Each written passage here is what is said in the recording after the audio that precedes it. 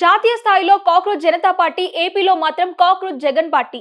Yes, ఇప్పుడు political సర్కిల్లో మార్మోగిపోతున్న సరికొత్త హాట్ టాపిక్ ఇది. రాజకీయాల్లో ఏ క్షణాన ఏ ట్రెండ్ నడుస్తుందో పసిగట్టడంలో, ఆ ట్రెండ్ ను ఎలాగైనా తన ఖాతాలోకి లాగేసుకోవడంలో వైఎస్ఆర్ కాంగ్రెస్ పార్టీ అధినేత వైఎస్ జగన్మోహన్ రెడ్డి శైలే వేరు.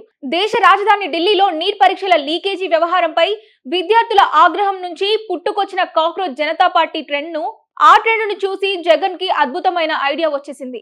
దేశవ్యాప్తంగా జెన్జీ యువత డిజిటల్ ప్లాట్ఫామ్లపై నడుపుతున్న ఈ సరికొత్త బొద్దింకల మూవ్మెంట్ ను ఎలాగైనా ఏపీ డిఎస్సికి లింక్ చేసి తాను పొలిటికల్ మైలేజ్ పొందాలని డిసైడ్ అయిపోయారు. కానీ సీన్ రివర్స్ అయ్యింది. తాడేపల్లిలో Jaganmohan Reddy mark comedy peaks కి చేరింది. చంద్రబాబు జాగ్రత్త, ఇది జెన్జీ కాలం, ఇప్పుడే జెన్ ఆల్ఫా కూడా నడుస్తోంది, ఏపీలో కూడా కాక్రోచ్లు బయటకు వస్తాయి అంటూ ఆయన పేపర్ చూస్తూ చదివిన డైలాగ్స్ ఇప్పుడు సోషల్ మీడియాలో విపరీతంగా ట్రోల్ అవుతున్నాయి. ఆ రెండు జనరేషన్ల అర్థాలు ఏంటో, ఆ యువత మైండ్ సెట్ ఎలా ఉంటుందో ఆయనకు రాసిచ్చిన స్క్రిప్ట్ రైటర్ కైనా పూర్తిగా తెలుసో లేదో కానీ జగన్ మాత్రం ఫ్లోలో తాను కూడా ఆ కాక్రోచ్ బ్రిగేడ్ లో చేరిపోతానని హింట్ ఇచ్చేశారు.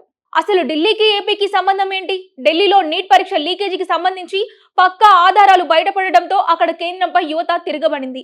కానీ ఇక్కడ ఏపీలో మెగా డిఎస్సి అత్యంత పారదర్శకంగా ముగిసి అభ్యర్థులకు నియామక పత్రాలు కూడా అందజేశారు. ఏపీ విద్యాశాఖ ప్రతి ఆరోపణకు రికార్డులతో సహా పక్కాగా వివరణ ఇచ్చింది.